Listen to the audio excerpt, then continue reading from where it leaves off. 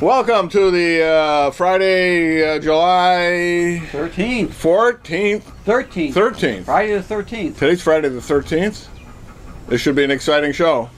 Edition of the show with no name. I'm Bob Going with Gavin Murdoch. Maybe I'll put the names up like I did last week. That was nice. Huh? Nice addition. I'm getting good with these videos because I've been doing a lot of them lately. Besides the show. Well, we don't have Jim again. I don't know where he is. It's summer. I got my, I'll be occasionally munching on my gluten-free Chex with blueberries, fresh blueberries. Gluten-free? Oh, yeah. Well, how do they take the gluten out of it? No, they're naturally gluten-free. Ah. But they're also done in a factory where they're not exposed to gluten from somewhere else.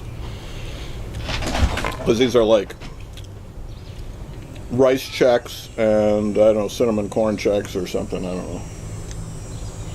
See, rice and corn don't have any gluten in them, but if they're in, you get some of the generic stuff, they're done in a factory where they also have wheat and stuff, and it gets into. Well, there we go.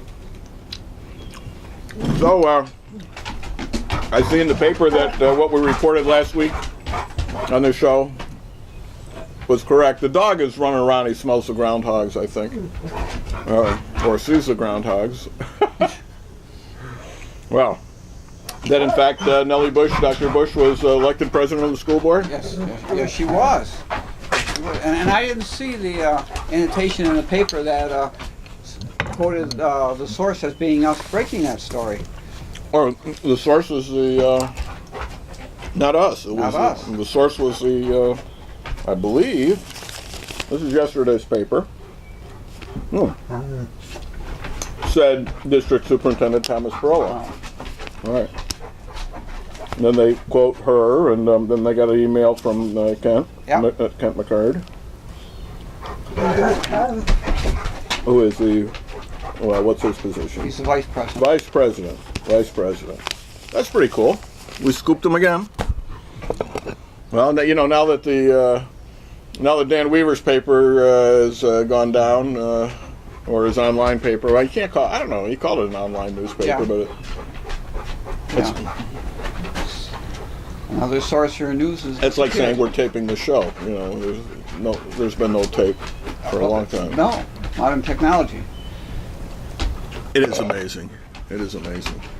I mean, that little chip I got in that camera is this big, and it holds like 8 hours of video and thousands of photographs. Thousands. I mean, so many photographs that I don't even think it can register the number correctly when it tells you how much room for photographs you have.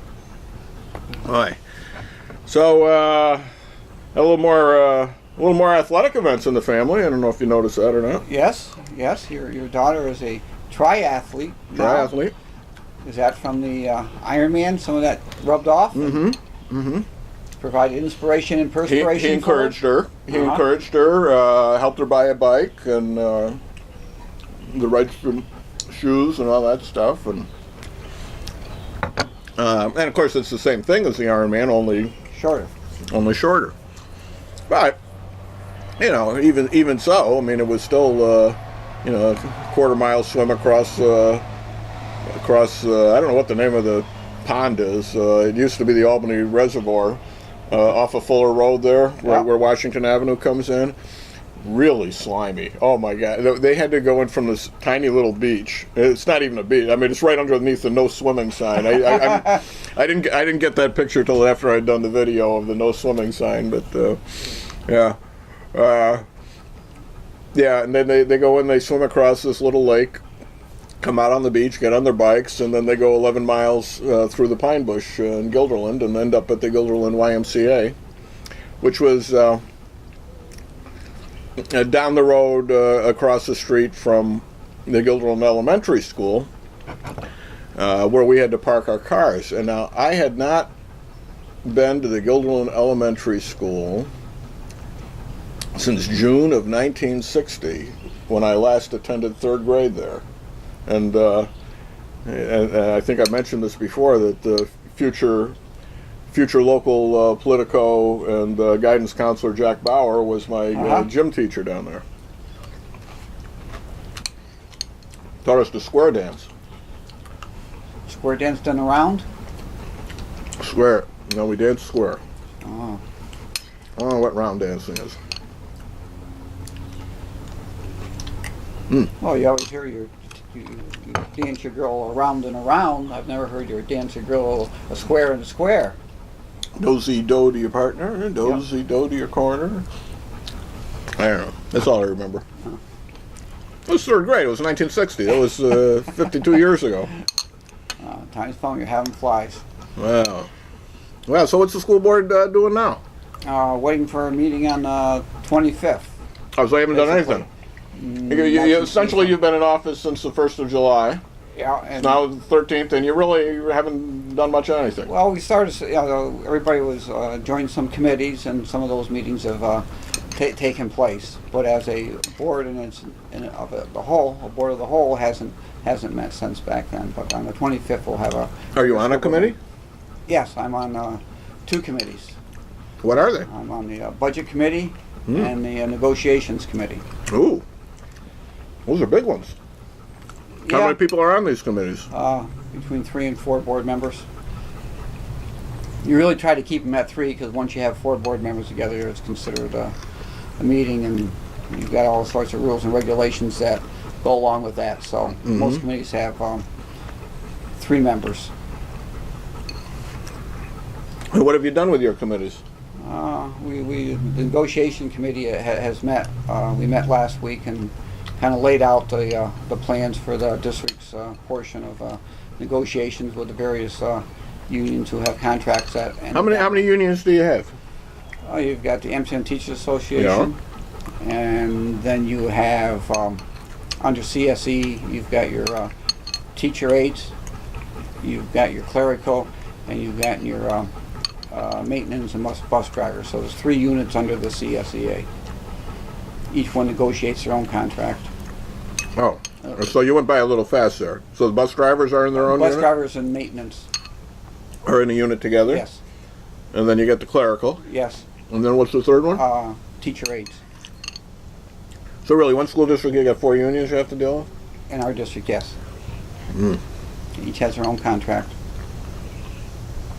And, the city was really crazy. Well, we got 8 unions with the city. 8 unions. 8 different units I had to negotiate with. Plus, you had to have quarterly meetings with each one, scheduled. And you get your disciplinary stuff. Yep. Yeah. Running a organization involves a whole lot more than meets the eye. People see the school district and they think it's all one thing, but there's a lot of subdivisions within that, and each one has its own peculiarities as far as what is contained in their contracts, and it's a lot of work with it. Do you have kind of uniform health insurance and situations and stuff like that? We have, yeah. The health insurance is pretty much uniform, though all the bargaining units don't have the same rate of contribution that another one We does. had the same problem. We had 8 different 8 different ways of looking at the contribution. Some of them were dollar amount, some were percentage. Some percentages were higher than others. It got crazy. Yeah. I spent the whole 4 years trying to get those closer together or the In line same. as much as you can. Sure. Well, and the budget, of course, that's always your budget's 2 weeks old now. Yeah. We're still okay. And I know one of the goals this year is to get the budget development process started at an earlier time, so that we have the facts and figures in a timely fashion, so we're not rushing at the end to decide exactly what we're going to do. And most things should not, in the school district, should not change all that much from year to year. No, your contracts are basically the Where they are going to be. It's the other projects and programs that you may be putting in that you have to look at to see if it's feasible to maintain them. You also have to look at what monies are coming in through grants, whether or not they're going to be sustained in the coming year, and whether or not if they're not, what are you going to do? What are you going to do? Right. With those programs, Right. you know.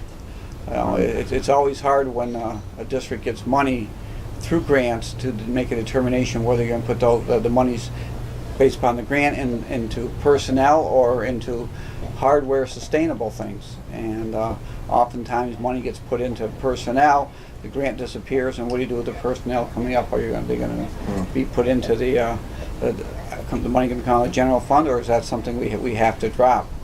You know, a few years ago, a lot of school districts got RTT money, race to the top money from the federal government, and a lot of districts put it into personnel.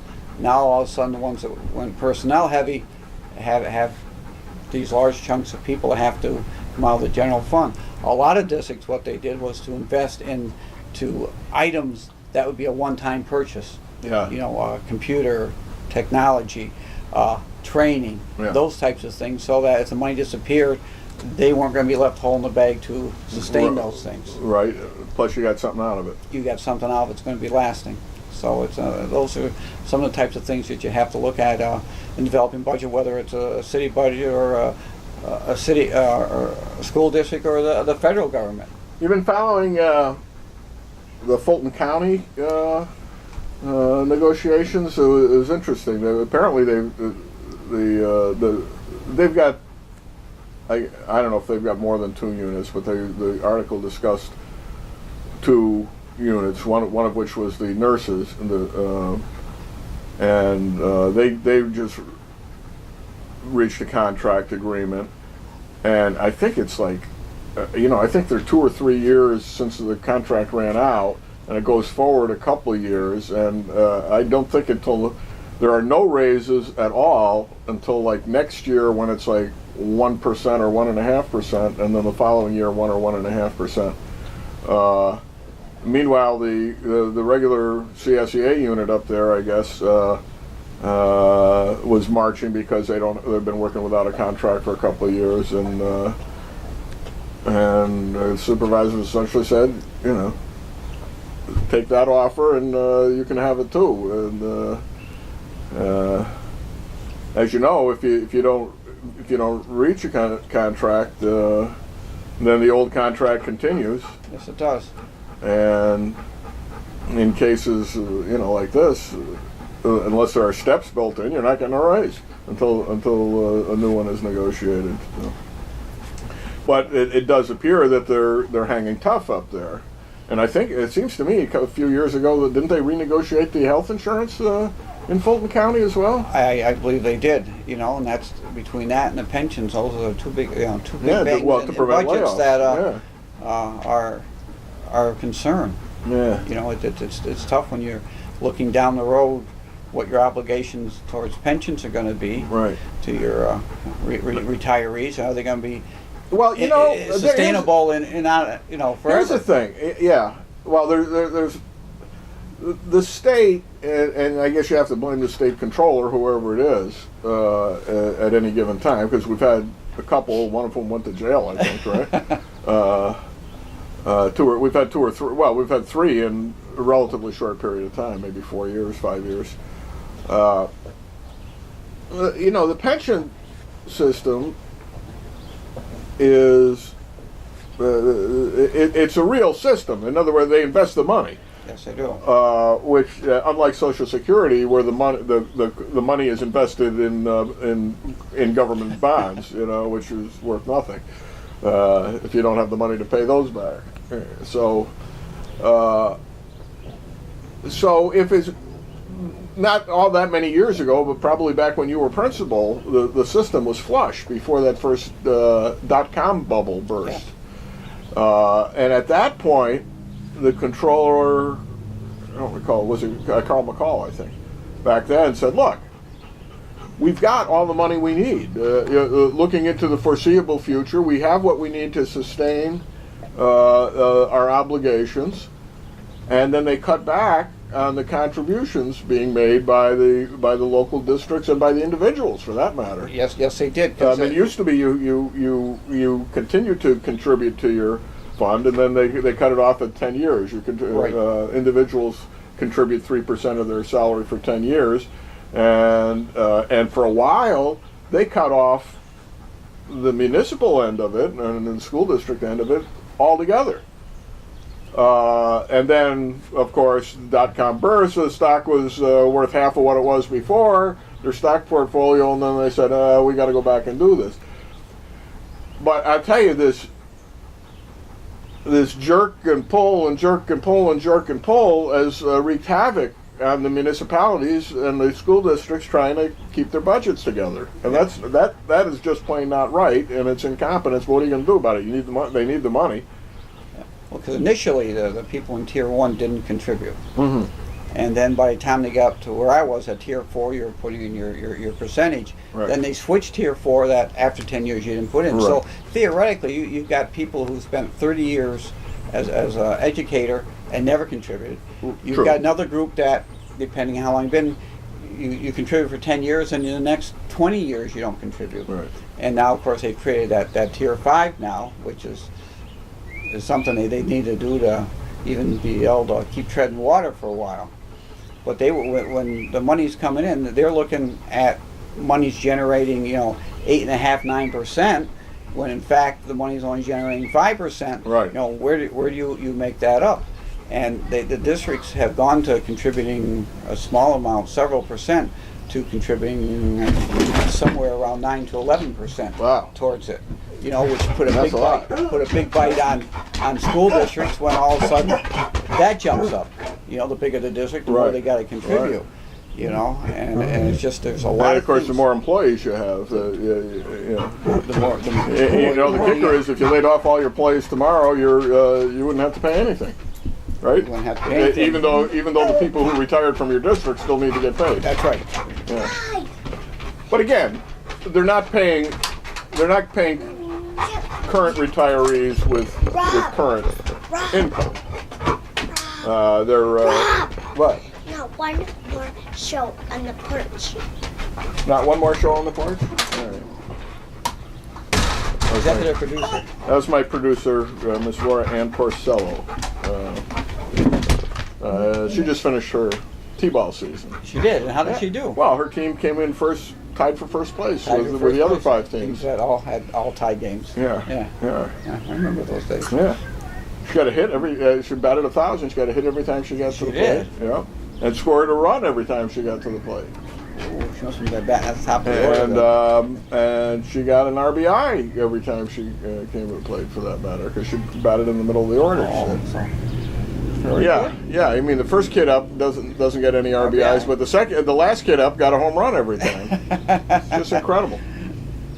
Amazing how good they got by the end of the season, though. Seriously, the kids started understanding how to get force outs and things like that, and we're actually doing it.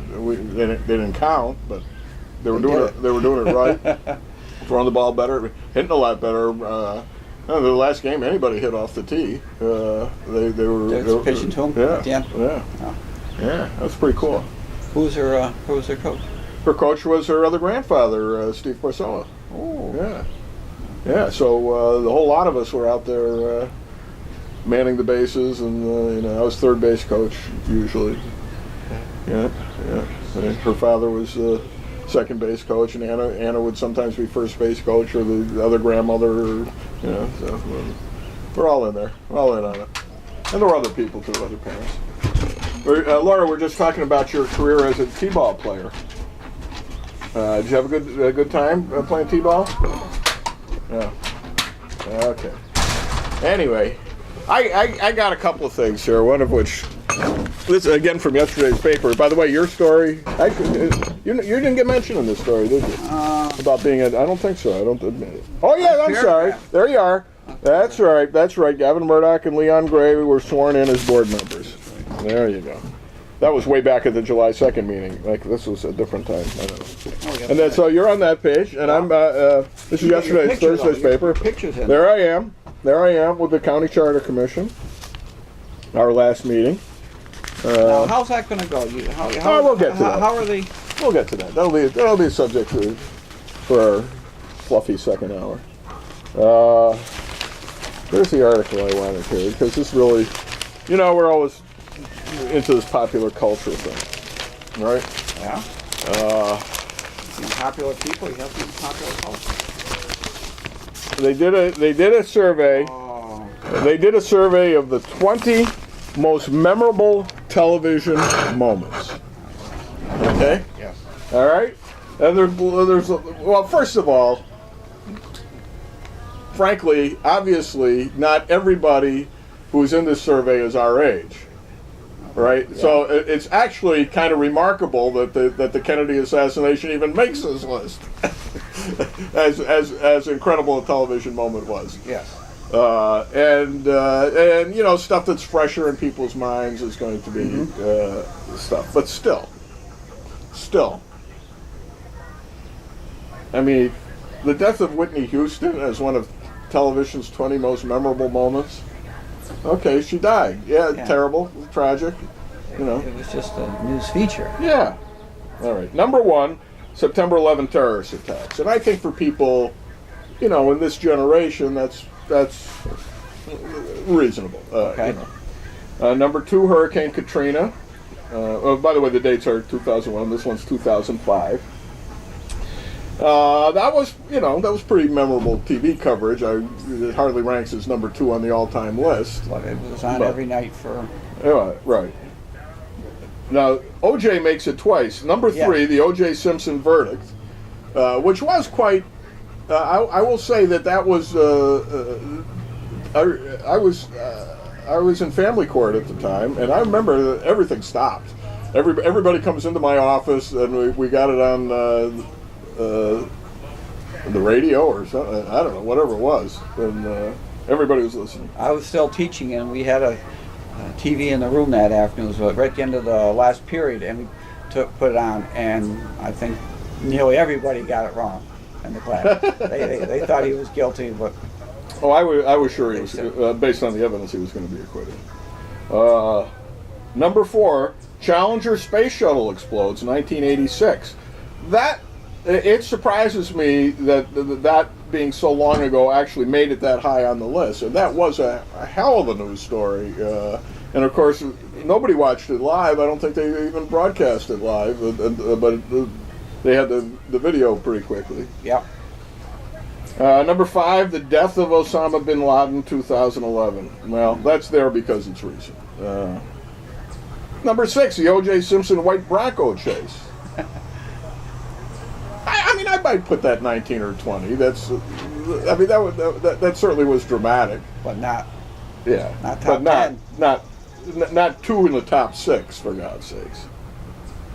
Seven, the Japanese earthquake and tsunami, 2011. That was really a series of reports. Number eight, Columbine school shooting, 1999. That was pretty dramatic. Number nine. Now, by the time we're getting to these numbers, you're probably starting to think in the back of your head, are they missing a few things here? Number nine, BP oil spill in Gulf of Mexico. Well, that kind of had round-the-clock coverage. But Yes, it it did. turned out to be not much of a story in the long run, actually. 6 months later, the bacteria ate up all the oil, and there were no tragic consequences that they were all predicting. Number 10, Princess Diana's funeral. This is the women factor here. Yeah. The women went nuts over Princess did. Di. Yeah, they I don't know anybody else who did. I never met a guy who said, "Oh, Princess Di." In fact, one of my friends said of her before her death. I say this was before her death. So don't treat this as a callous remark after her death. But before her death, said, put a blue smock on her and she looks like any clerk at Kmart. And it's really true. I mean, there was nothing spectacularly beautiful about her or anything. I mean, she remained thin. But she certainly was not. She was involved in a lot of things in her position that previously the royalty hadn't, so it kind of lent a She did a lot of feel- charity. feel- Yeah, I understand that. I'm sure she was a very nice person.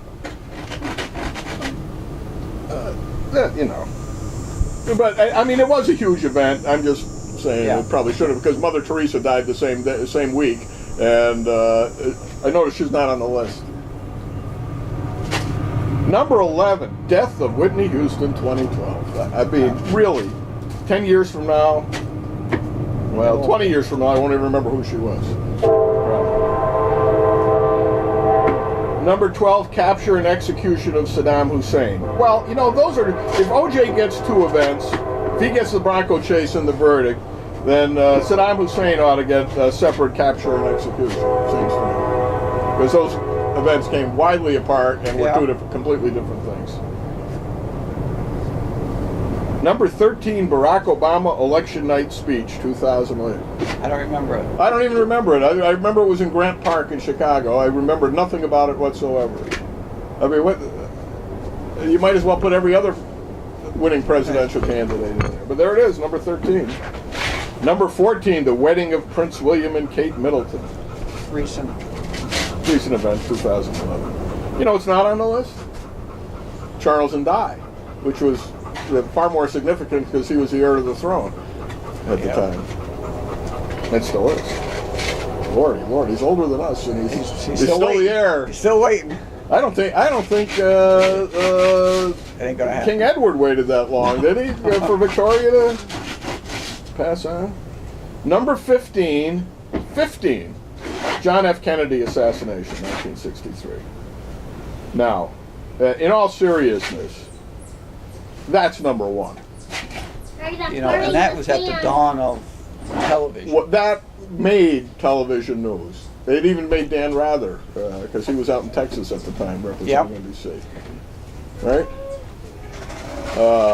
And every once in a while, on the big anniversaries, like the History Channel and stuff, we'll just run the coverage as it was live, and it is as gripping today. I mean, Cronkite in his shirt sleeves announcing the death of the president, trying to be as professional and casual as possible, and then he just takes a deep breath, takes his glasses off. Yeah. Wow. 16, Oklahoma City bombing. That was a pretty big deal.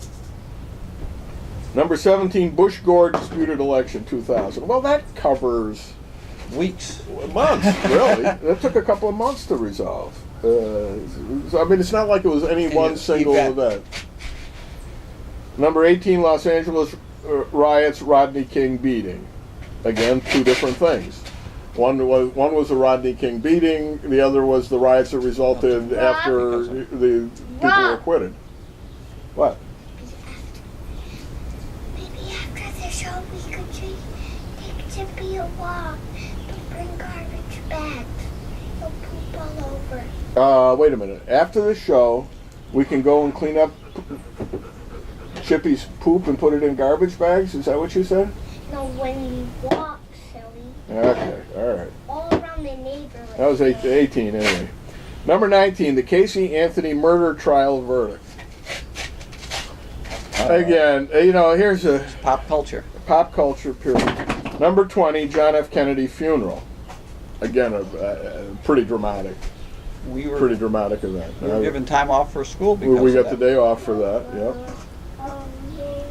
Yeah. I'm trying to forget whether we went to Joey Cushing's house that day or Smealy's house. I think it was Cushing's house that day. We were at Larry Ian's house. Yeah. But, you know, little John. Yeah. Yeah. You know, those are TV making events. Oh, really fantastic. Now, you know what's not on this list at all? I mean, there are a number of things that are not on this list at all, but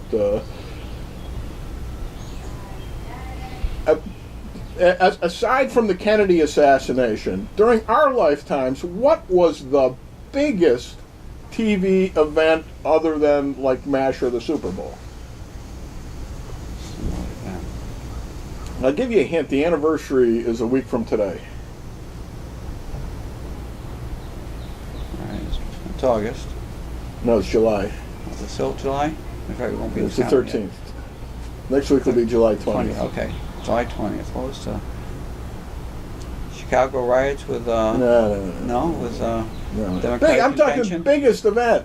The biggest event in the freaking history of the world on live television. We have No. I I'm was never dropping going the- out there by Yeah, Berlin Wall is not on here, right? The fall of Yeah. Berlin Wall is not on here. All right, Laura. Shh, shh, shh. You're coming right here. Okay, but I'm doing a show right now. Okay. dropping of the bomb at Hiroshima. Nah, that wasn't on TV. No, it wasn't. Okay, I'm going back too far. Come on. I don't know. Come on. All right, I'm gonna have to do it the hard way. Laura, we're on television here. Okay. Bob. What? Yeah. What, did something happen here? Did something break? No, I can't go now. All right. What does that mean? I have to swim? We have to fly? Something's flying? You have a fly in your sandbags? Why don't you just tell me out loud? Come on over here and tell me what's happening. A worm is in there. What? Worm. What'd she say? A worm. Worm Oh, is. there's a worm in there? How did a worm get in your sandbags? Well, pick it up and throw it over the porch rail. All right, go see if Gigi will do it for you. Ow. Ow. Okay. Okay. All right. Anyway, Well, I had not much. are we help, going to I edit this remember. part out, or are we just going to leave it? My sandbox. All right. Here's to get this to you. Some years ago I Go get that thing. I wrote a novel called a murder mystery called "The Evil Has Landed." Darn Okay. it. Yeah. The landing on the moon. Oh wait, now you just spoiled it for Oh, everybody. jeez. Well, you asked me before if I knew what it was. Okay, now you know what it is. Okay. So this is from a scene where everybody's at a high school graduation picnic. I will bet you any amount of money that my wife is not going to pick up that worm in the sandbag. Okay. Anyway, so there's two brothers. There's a brother who is like my age, and then there's a brother who's much younger, like 15 years younger. Rob, he doesn't make his choice. He goes in and out, in and out. He doesn't make his choice. Okay. All right. And the worm is right there. Okay. Anyway, Neil Hughes is the older brother. Jack Hughes is the younger brother. Jack Hughes is an assistant district attorney. Laura, I'm on the TV. Oh, Okay. double. Go watch your iPad for a while. Don't get sand in it, though. Your mother will be upset. Double. Okay, so anyway. So they're at this high school graduation party for Neil's daughter, Anna. But I'm really clever in creating names for these people. Okay. And they're having, barbecue and backyard barbecue and beer and Big Neil taking, because there's a Neil Jr. too, of course. Big Neil taking a break from the hamburger flipping, sat down next to his brother. You know what Tuesday is, Jack? Jack thought about it. July 20th. Not my anniversary, I hope. Neil replied, not your anniversary, but a very great anniversary. It'll be 30 years since men from the planet Earth first walked on the surface of the moon. This takes place in 1999. You remember that, Dad? Said Anna, now momentarily halting her flitting and sitting down with the rest. Yes, Anna, I remember. Let's go. Go on, Chip. He's got a pedicure appointment. Let's go. This is going to be the most interesting show we ever I did. think it's going to be one of our tops. Pedicure appointment. Yes, Cool. Are you taking Laura with you? I have to. Okay. And I missed a breakfast appointment this morning, too. Oh, okay. Did you know there's a worm in the sandbags? I heard it was a snake. Oh, a snake. A snake. Oh, wow. So, Oh. See how the story grows as it gets told? Yeah, I know. Next thing you know, it'll be anaconda. yeah, okay. Let's go over here. Okay. All right. Maybe we could go to lunch with Laura after. Yeah, maybe. Or maybe not. Laura, we have to go right now. Anyway, this is from my novel, The Evil Has Landed, published some years ago, but still available for $1 on Kindle. Well, 99 cents, actually. 99 cents on Kindle, and the hardcover, well, it's a softcover edition, but the print edition is available at major outlets everywhere, and that includes the Peddler's Wagon, and I believe there are a couple of copies at the Bookhound in downtown Amsterdam. Or you can order it on Amazon or Barnes & Noble or any of those places. Whoever gives you the best deal, take it. Okay. And suddenly it was July 20, 1969, and young Neil Hughes, recent high school graduate, is about to miss it all. His job as the sole Sunday afternoon and evening announcer at Sanford Mills' only radio station means that he will not be present to witness the greatest live television event in history. It says that right here in this book. The greatest live television event in history, and it doesn't even make the top 20 on this AP list. It doesn't make the top 20. Do you remember where you were when it happened? This is my story. It's part of the story. That is the story. This is all true story, only I just changed the names. Like Sanford Mills is really Amsterdam. Okay. And the Seoul radio station was really WCSS, CSS. even though there were 2 radio stations. So I just eliminated. Why confuse the issue? Yes. It's a novel, you know. You got to cut something out, cut out WKOL. Or WAFS, whatever it was. Anyway, so blah, blah, blah, blah, blah. He will not be present to witness the greatest live television event in history. At the last minute, though, his step-grandfather's brother comes up with a long-abandoned black-and-white portable, and Neil sets it up in the newsroom. He remembers that he had seen a long, flat antenna wire in the attic of the station, left over from those days in the late 40s, when the manager used to set up a microphone next to a television speaker and pirate broadcast the Friday night fights. That's also a true story. The rooftop antenna still works. Not much life in this cathode ray tube. Barely any light on the screen with sunshine coming through the windows. But that will improve when darkness falls. He checks the log and sees that nothing about the moon landing is scheduled. No, they were going to broadcast the Yankees-Washington Senators game. Neil calls the station program director. You know, I really think we ought to carry the moon landing. The advertisers have already paid for the Yankee game, and we have a package deal with the Yankee network. We just can't mess that up, says the program director. I'll tell you what. You monitor the news network, and when it gets down to where they'll be landing soon, switch over for a couple of minutes, then make sure you go right back to the game. All afternoon, the old AP teletype machine in the back room keeps setting off its loud news flash bell, and Neil is glued to the ABC radio monitor, interrupting only long enough to throw on an occasional Genesee beer commercial for the local breaks. Eagle, your go for power descent. You have to kind of... 14,000 feet, coming down beautifully. 540 feet. And now... You gotta come, we're going to pet here. Just walk him out the door. Okay? All right. Now. Go get your pet into the car. Get in the car, then he will. Take the car. Where are we down to? 540 feet? The car. Yes. Car. And now Neil says, the hell with the Yankee game, and throws the switch. 400 feet. I gotta do it. No, he's going. Face forward, hatch down, crackles the steady voice across the ether. 250 feet, 220 feet, coming down nicely. 100 feet, and now the world stops breathing. 75 feet, lights on, forward, good. 40 feet, picking up some dust, faint shadow, drifting to the right a little. Contact light, okay, engine stop, engine arm off. You know the next line. Houston, Tranquility Base here. The Eagle has landed. You know, what a jump from when they first started to actually landing. When they first started trying to get something up that could go all the way around the Earth Yeah. and come back, Yeah. and then actually get there. What a massive push it was in that 10-year period. Really, the first astronauts were picked 10 years before the thing, and the first one didn't go into space till April 1961.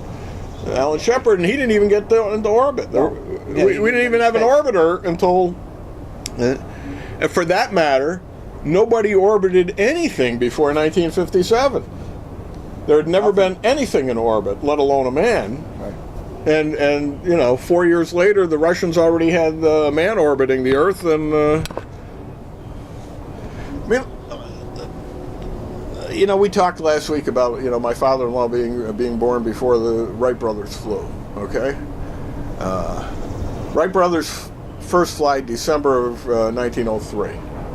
Right. Okay. 24 years later, Lindbergh flies solo across the Atlantic, and frankly, the two guys who did it first did it in 1919. A mere 16 years after the Wright brothers first, not even 16 years after the Wright brothers' first flight, two guys flew to Ireland.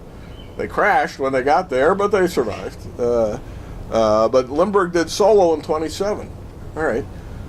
22 years after that, all right, 1949, Chuck Yeager breaks the sound barrier. 57, 8 years later, the first orbiting satellites go up. 12 years after that, the first men walk on the freaking moon. It's absolutely astonishing. And in 40 years, and in 43 years since then, virtually nothing's happened. Not with people involved going any place. Certainly had a lot of things sent. Well, okay, let me finish this up, and because there's an editorial in here in the novel. All right. Okay. And Neil Hughes, 18-year-old high school graduate, tough guy, sitting all alone in a tiny radio station in upstate New York, sits and blubbers like a baby. And when, a few minutes later, he fulfills his obligation to the beer distributorship and returns to the Yankee game, I've got this on tape somewhere in the attic. I've got to find it. It turns out they hadn't missed much because, of course, as the moment came, like everywhere else in the world, things just stopped. And all eyes were glued on the electric scoreboard in Yankee Stadium. And when he throws the switch back, all Neil can hear is thunderous cheers that just won't stop. And suddenly at the stadium, a recording of America the Beautiful starts playing. And people are crying and laughing and dancing and screaming their hearts out. And Neil knows that if he lives to be 1,000, he will never experience another moment like this. And he savors it. He savors it. And finally, Phil Rizzuto says, "Holy cow, I don't know about you, but I'm all choked up."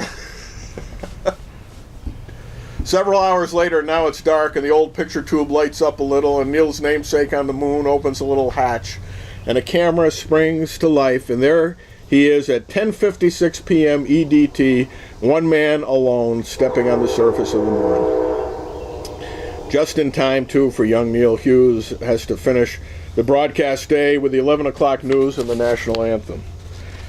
He goes out into the parking lot and looks up at the clear night sky, all the stars in the heavens and that moon that could never, ever look the same again.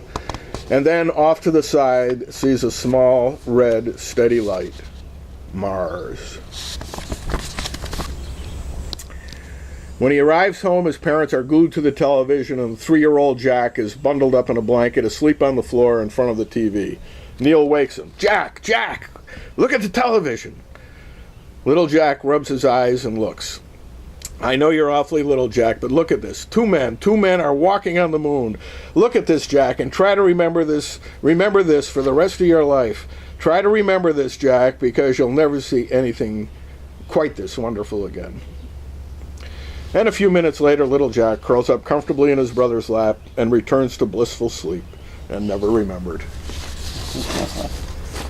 "Hey, big bro, I'm sorry, but it was way past my bedtime," grinned Jack. "Besides, I've seen it on TV a gazillion times since. Not the same. A bitter poignancy was beginning to overcome Neil. "So, Dad, how come they don't go there anymore?" asked Neil Jr. "Cheap, visionless bastards," explained Dad. "Mr. Hughes, watch your language in front of the children," warned his wife. "I'm sorry, dear, you're right. Children, I apologize for my language. Please forgive me. I meant to say cheap, visionless persons of uncertain ancestry." "That's better." They all nodded their approval. It's kind of cut off here, so I got to remember what I wrote. "Fact of the matter is, kids, that as far as I'm concerned, except for the birth, death, and resurrection of our Lord and Savior, that was the Oh yeah, okay. That was the greatest thing that ever happened in the history of the world. And those morons in Washington threw it all away, worthless offspring of disputed pedigree, he elaborated.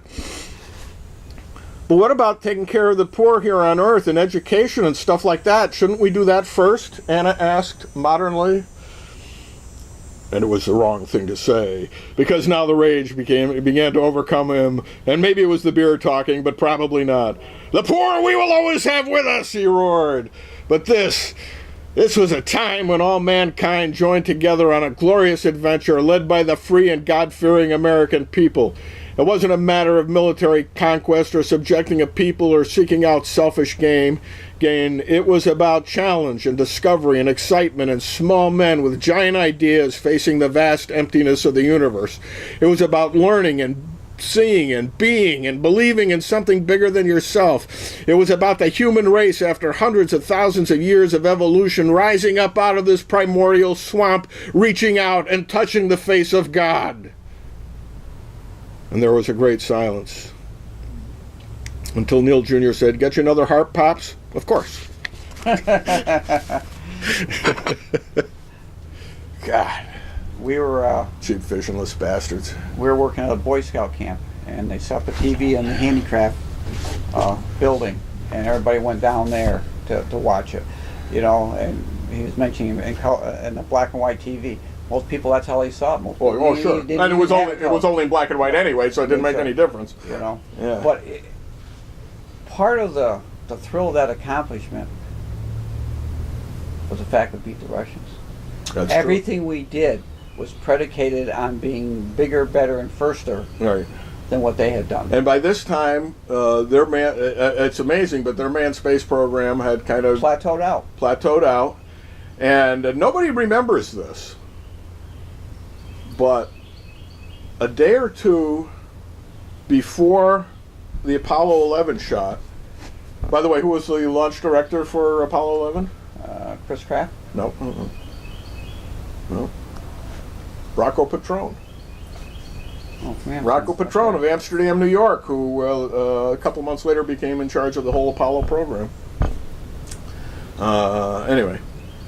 A couple of days before Apollo 11 launched, the Russians launched an unmanned rocket to the moon. And the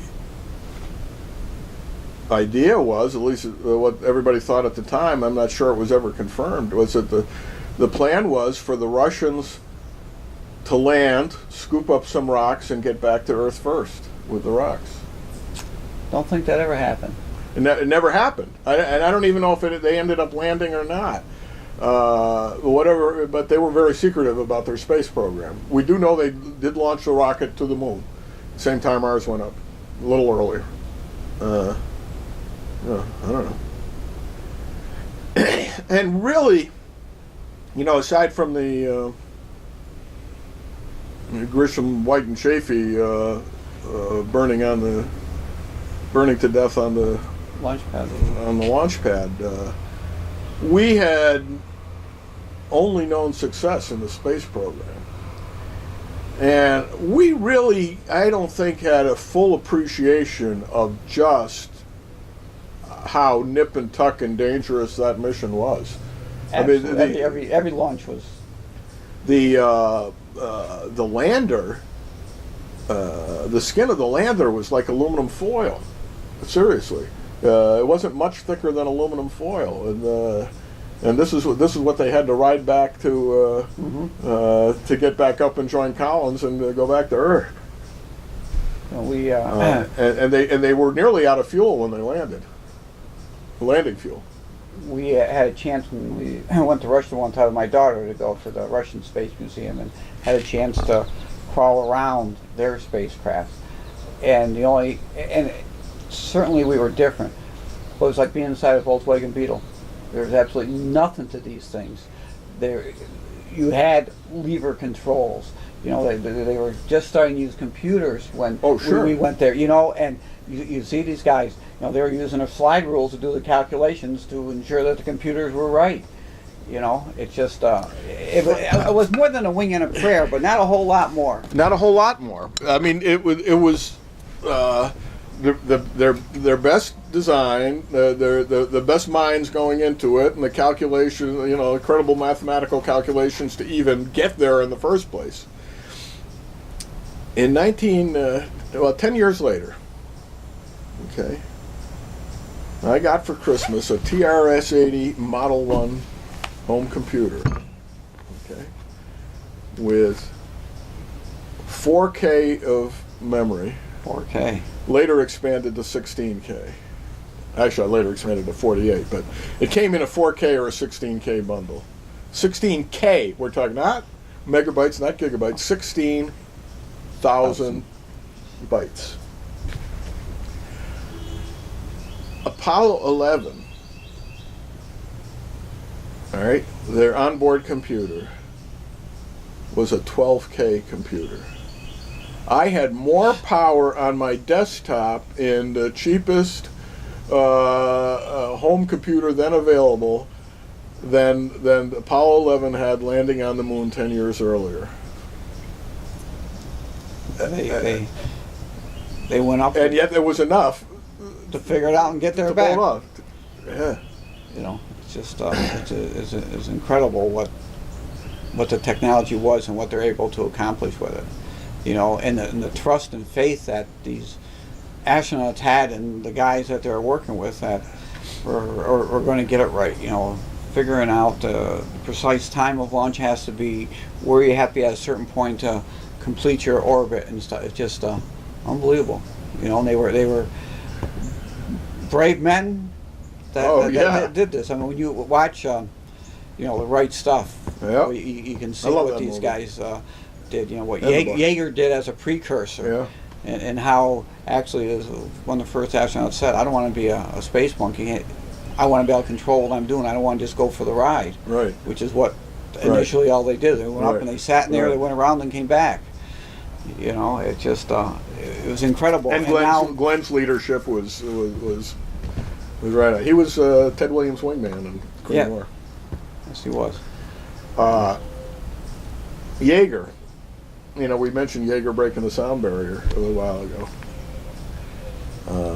I think it must be in his book, his autobiography. He breaks the sound barrier. You know, truly one of the great technical accomplishments up to that point. Because they had no idea what was going to happen when No, they did they that. didn't. They didn't know whether. Yeah, they didn't know what would happen. They assumed they would be. They assumed he would blow up. Then he was more than happy to try it. Yeah.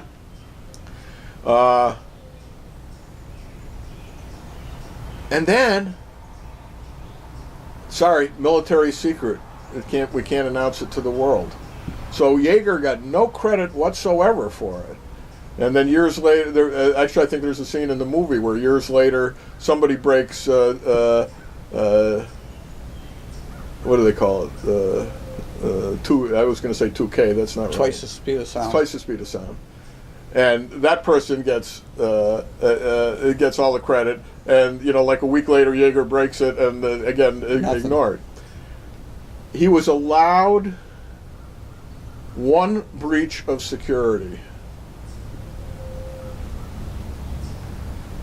On his deathbed was Orville Wright, and Yeager was allowed to tell Orville Wright that he had broken the sound barrier. Really? Yep. Didn't know that story. No one knew Orville Wright was still alive. He'd been completely forgotten. Wilbur died like in 1912 of typhoid fever or something, and then when the government bought all the Wright patents out in the First World War. So I don't even know that Orville was even particularly involved in aviation after that. He just kind of collected his royalties and lived to 1948, 49, whatever it was. I never knew that story about Yeager and Orville. Well, maybe I made it up, but I'm pretty sure it's a true story. If not, it's a good one. It's a good story. It's a good story. You know, and pretty much now all space space exploration of humankind is going to be done through the private industry. You know, NASA is still, where they're called the space agency now, is involved in sending unmanned probes to different places, and the information they're being able to bring back is phenomenal. They just showed the pictures of Mars the other day. Yeah, did you see that that fantastic panorama? Yeah. You know, it's just You know who's responsible for that? Rocco Petrone. No, even better. Another Amsterdamian. Is it going? Yeah, my brother. Yeah, my brother Tim. I think actually designed and in any event produced these ceramic chips or chip holders or whatever that protect the electronics against the worst kind of conditions and send them to Mars. And he's got stuff on board the one that's landing later this year too. Wow. Yeah. I said, you know, he was showing me his factory. I said, well, you know, do you sell these things to anything I would know? And he says, well, have you heard of the internet? You know, his stuff is the backbone of the internet. Have you heard of the Mars rovers? I said, yeah. I said, you have a warranty on that stuff? He says, yeah. He says, our 90-day warranty ran out at that time. I don't know how many, it's like 7 years ago now. His 90-day warranty ran out 7 years ago, and they're still, the one is still going strong. You know, which is incredible because they all have a life expectancy when they send them out, and they figure we'll get information for this long time, and it's been threefold since, and they're still getting right. They didn't expect. They were expecting 90 days. Hoping for a little more, never expected to get past the first winter on either one of them. They didn't think that the batteries would hold the charge long enough to get recharged, and they were wrong. No. They were wrong, and the other one they just shut down like a year ago. They shut it down. It didn't wear out. They just who knows? Start up again sometime. But all the probes they've got going to the ends of our solar system. Oh, right. I mean, those Voyagers are. When were they? Those were launched in the 1970 or 72 or something like that. And one of them is just now maybe venturing into interstellar space. They're not even sure of that. The further out they go, the more they're finding that the sun's influence is extending even farther than they had previously thought. But that's got, that's got less power, I think, than a Christmas tree light, or at least an old-fashioned Christmas tree light. And yet it's still transmitting data, and we're still picking it up. Yeah. Holy mackerel. Yeah. And you can only imagine what their computer facility must be like. It's like nothing. Yeah. But so much, back to your story, so much has been gained for society and for mankind. Oh, sure. Because of that. The technological advances that they've used to do these things. There is a return on investment. Oh, absolutely. For us, and some in terms of technology and some other areas. But also helps to have the mission, and then they just got bogged down in orbiting the Earth, which they did in 1962, and they're just missing, and a lot of that stuff can be done by private enterprise. We've spent a lot of money on NASA, probably foolishly. That could have been. Now, in '69, Wernher von Braun, who had, of course, designed the Saturn V, among other things. Well, we won't go into those other things, but said there's no technical reason, knowing what we know now, there's no technical reason why we can't be on Mars by 1985. And we just shut it down. Just shut it down completely. Meanwhile, private groups have, Reminds me, I haven't heard from them lately. I used to get regular emails from the Mars Society. Hope I didn't accidentally cut them off. Anyway, they've developed their own plan. You know, a plan to go to Mars and come back, and it's very clever. I mean, it's to do it on the cheap, as cheaply as possible. Mm-hmm. And the plan is to send out some an unmanned lander first that will set up a station that will extract from the ground materials to make rocket fuel, which they can actually make from water. I think they can make it from ice if you break the chemicals down properly. So yeah, and it's provable technology. I mean, it's technology that's currently available. And the idea is that for 2 years, this thing will be manufacturing rocket fuel, so that you don't need that fuel when you go to Mars. You don't need the fuel to come back. The fuel to come back is waiting for you. So the idea is to send the mission up. I guess it would take I forget how long to get there, 6 months or something like that, and then they would stay for 6 months and they would come back. And maybe in the interim another one would arrive with more stuff, and then they would, by and by, with these ships going back and forth, they would establish a base, a colony, whatever. But thoroughly doable. I mean, the technology already exists, and we've already pretty much established through the Apollo program that when the technology doesn't exist, you just create it, invent it. Yeah, just a matter of putting the screws and the washers together. Sitting down, getting it done.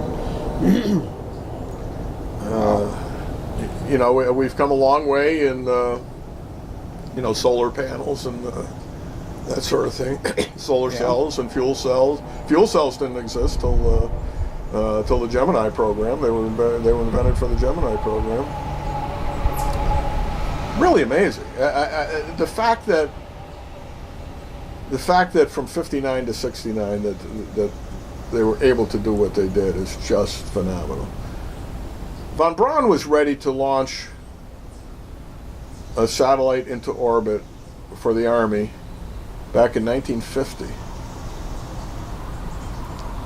They had it all set up, and then the Korean War broke out, and they cut the funding.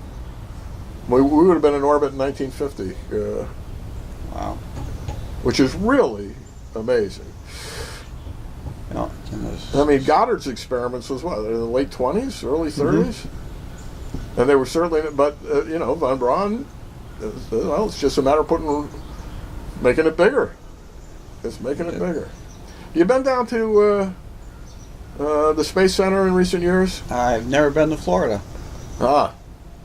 We went down with the kids probably in the 90s, and they were just opening the Apollo exhibit, which was in a separate building. They had its own building, and we were lucky the day we took the tour that they offered us that as an option. It wasn't finished yet, but they were running us through as to see how it would go. And they have one of the remaining Saturn V rockets there horizontally, so that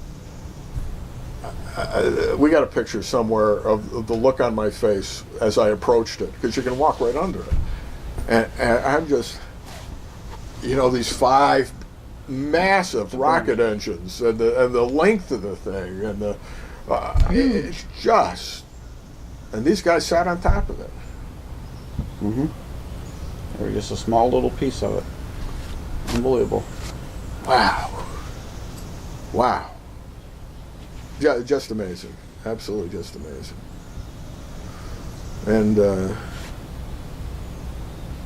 And like Buzz Aldrin, if anybody comes up to me in a bar and tells me it never happened, I'm just going to slug them. Another connection with the space program, with the Apollo 11 program. You'll never guess this one in a million years. My sister, out in Mill Valley, California, owns Buzz Aldrin's former sofa. I don't know how she came into possession of it, but it formerly belonged to Buzz Aldrin. All right. I think that's pretty cool. Look at the thousands of people that the space industry employed that were working on projects. And smart people. Oh, yeah. Well, they're putting together now a private, it was in the paper a few weeks ago, a private mission to Mars. They plan on financing it. This is like, talk about pop culture meeting the real world. They plan on financing it by doing a reality TV show that will go on for years. The point of this mission is they're not coming back. They're sending them up one module at a time. The people are going to live there, and they're going to grow old there, and they're going to die there, and they're going to colonize Mars and finance it by doing the reality TV. Holy mackerel! Mars, Snooki. Mars. I don't know. Which one are you going to watch? I'd rather watch Mars. I think it'd be pretty cool. Yeah. Especially when they start fighting, you know. Well, you know, people go up there and the realization that you're not coming back. Yeah. What if it's, you know. This is it. Wow. I think Chet Wotroba should go. Can you see the Common Council meetings? I've seen them. I mean, at some point they're going to have to govern themselves. You could do it.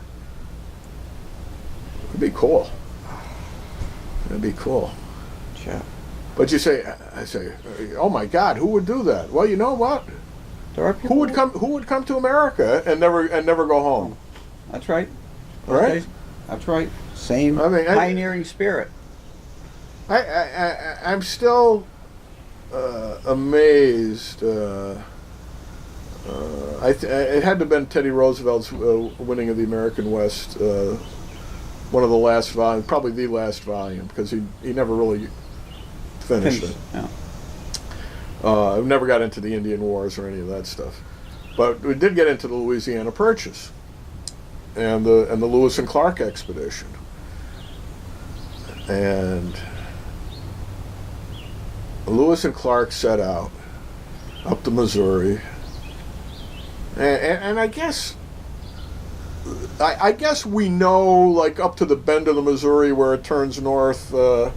We kind of knew something about that territory, but they travel across what's now the state of Missouri, and they reach what they think is the last outpost of civilization.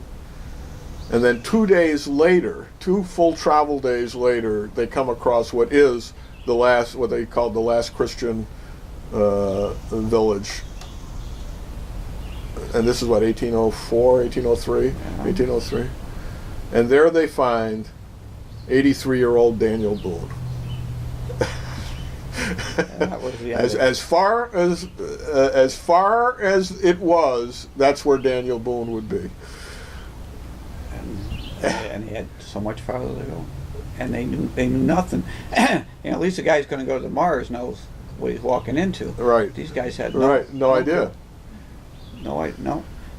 Well, presumably we won't have to worry about Martians, but who knows? Who knows? That could cause a problem. Yeah. You'd have different forms of taxation. Governance. I mean, if we go in there and try to impose a property tax, they're probably going to be pissed off. Oh, absolutely. You know. And you don't know what their immigration laws are. That's right. That's right. Nor do we care. We're just gonna plow ahead. Plow ahead. Yeah. But so much has changed. But you know, I mean, that would only be the beginning of a continuous great adventure if they do that. Because really, you got the whole universe out there. And someday, as we know, the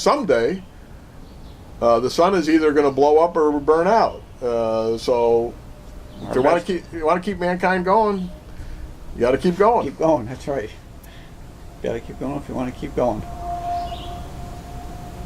I'm for it. You see that they believe that they have discovered dark matter, that they've been able to isolate that, and I can't figure out what that is. I've been watching all the programs on it on the Science Channel what's that Morgan Freeman show? The Wormhole. Beyond the Wormhole, or something Yeah. like that. Yeah. That is so excellent. It's incredible. Absolutely incredible show, and and as complicated as these concepts are, they try to explain them in terms understand. that at least relatively smart people like us can understand. And even when we can't, it's just wow. It is. It is. You know, Louisa, my very bright child. And the only one of my kids that really have a real good math and engineering understanding. You know, she brought home what looks like a graphic novel, explaining the historical leaps in our knowledge of quantum physics. You know, with cartoons and. It's quite good and fascinating. You know, you can almost understand it. You know, I mean, what kind of brains do these guys have that they stay awake at night and figure out uncertainty principles? And when you observe something, you can't measure it, or when you measure something, you can't observe it. And an atom on this side of the universe changes its polarity, and the one on the other side of the universe switches its, and then you can measure the two of them. How do you do that? No idea, but that they've got some tremendous programs on Those now are about that. wonder. That series in particular, I watched about 6 of them in a row one Saturday, and I just and who better than God himself, Morgan Freeman, to do it? He is just a splendid host. He is. Yeah, but they what do they call that? Hobbes something. This dark matter, which is, you know, we the thing that we know we're atoms, we're the smallest thing. Yeah, right. Neutrons, protons, and electrons, and that's it. Yeah, well, there's something in between. As a matter of fact, that's almost all that was known when we were in learning that in 6th grade or something, whatever it was, 6th, 7th grade. Yeah. It's incredible.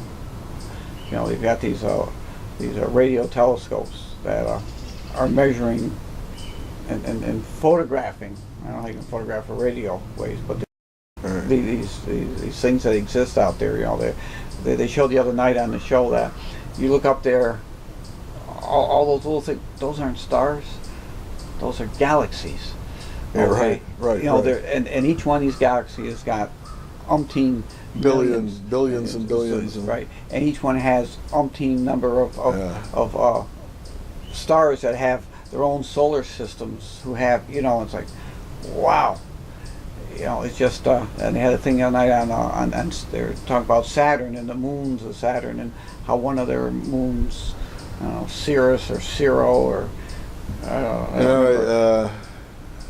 how, you know, they were talking about it and its makeup and the frozen methane there, but underneath they've got these volcanoes that's generating heat, and how it changes and stuff. It's like, and lakes of liquid carbon, and you know, it's just it's incredible, you know, and you know, when we went to school, this stuff wasn't known. Pluto was a planet when we went to school. That's right. Still is, as far as I'm concerned. Mary very early made Jane some unusually nice pie. That's how we learned what the order of the planets. What was it? Mary very early made Jane some unusually nice pie. Pluto being the pie. So, but there's still that debate. People of our generations still playing it, but it's just all the stuff that goes on and the distances that they're talking about. It's like, well, yeah, I can't- it becomes a very humbling thing when you realize what a small point each of us is in the universe, and yet, I think my favorite part of the Apollo 11 mission was when they were on their way back. And Buzz Aldrin said, when I look out at the immensity of the universe, all I can think of is, what is man that thou shouldst be mindful of him? From Psalm 8 or whatever it was. It's King David himself, out plucking his lyre, watching his sheep, looking up at the stars, and saying, how can man be so important to God that he would look on each of us individually? we always mention Sister Anna Roberta on this show. One of the things she told us, that the Earth is moving in 11 directions at one time. We just it spins this way and it goes around the sun. So that's two. Where's the rest of these? And now watching these shows, you can see how there are so many motions existing at the same time. And those are only the ones we know of. That's right. That's right. Who the heck knows what the universe is revolving around? Give us another half hour, we're going to tell you some more. Where is the end to? My sister, in her tribute to Sister Anna Roberta, talked exactly about that lecture, where she just spent, I think, one whole class just discussing how incredibly large the universe was and the mechanics of it and all that, which had nothing whatsoever to do with Latin, but gave you a lot more interesting. This profound sense of what it is out there. Jeepers, somebody sent me a link to a website where you start, you use your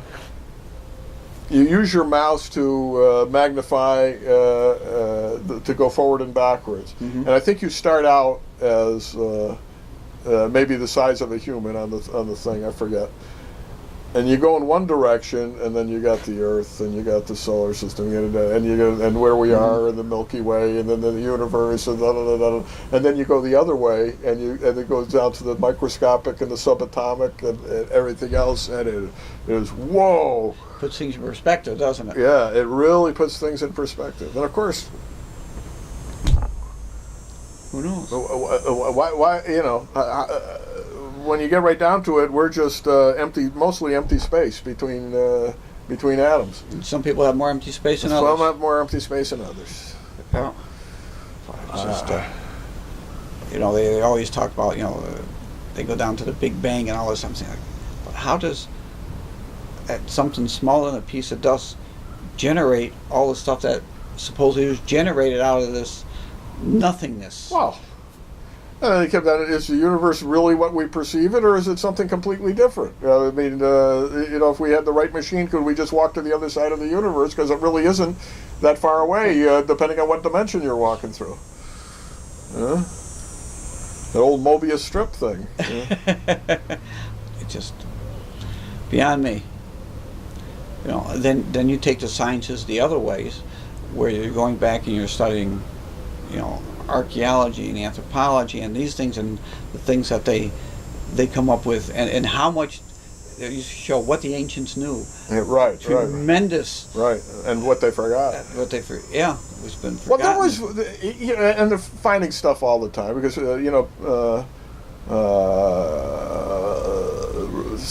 was going to say paper, but stuff to write on was so expensive that they kept reusing this stuff. Well, they found this ancient vellum from one of the Greeks, one of the Syracuse Greeks or something like that, from, I don't know, BC sometime, I think. or maybe not, maybe it was later. But anyway, what they used to do is when they needed something, they would often reuse it.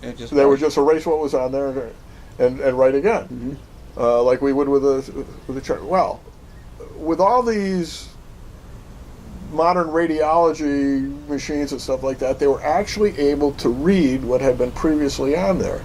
And one of these ancient guys had discovered calculus, like 2,000 years before Newton. So, yeah. Huh. So it was all out there. It was just, a lot of it just plain forgotten. And Lord knows how many civilizations rose and fell, and who built all those stone monuments. And there's a tipping point in there when you study history, the ancient history, that all at once these things come about. Really there was a nothingness, and all of a sudden they got the tremendous knowledge and skills and the monuments, the building of the pyramids, and everything is happening right around the same time. But what tipped it at the same time in all these areas that, well, as far as we know, we're not connected or having contact with each other? And what was it that caused them to have this tip? What was it? It's Hi, I'm heading out. He's still reading his paper. Okay, is he still at the dining room table? Huh? At the dining room table? Yep, just reading Okay. his paper. All right. Have a good day. Thanks, Shannon. what was it that caused this tip going from And of course, we've had these bursts of genius periodically over the course of years. And, some of it is just people settling down together, and talking to each other. It's the division of labor when you get right down to it. You do this, you do that. It's tough when you're a hunter-gatherer to certainly it is. to find time to build a civilization. Yeah, you had to have And then a lot of it agriculture. is, I mean, we know that monuments are, you got your pyramids, you got those ancient megalithic tombs in Ireland and stuff in the Americas and China, but I mean, a lot of the reason we know stuff is because they started writing about it, and before they wrote about it, all kinds of things could have happened that we didn't know about. We don't know how old the wheel is, really. We don't know if they'd figured out pulleys and levers and all that stuff, but I mean, chances are they didn't think about it. I mean, I can't imagine that even cavemen wouldn't have figured out if you put a log under a boulder, it's easier to move it, right? Or fire, or any of that stuff, or if we even came from here, maybe the ultimate answer is, I was watching one of those shows. They're trying to do all these.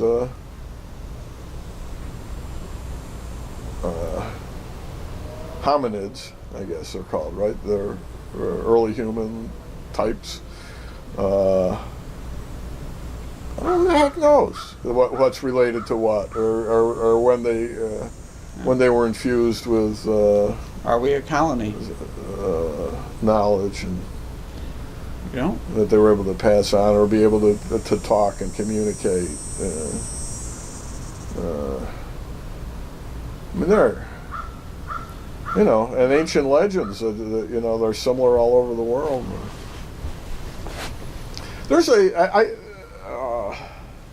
Mayans have a very interesting, that they wrote a lot of stuff down.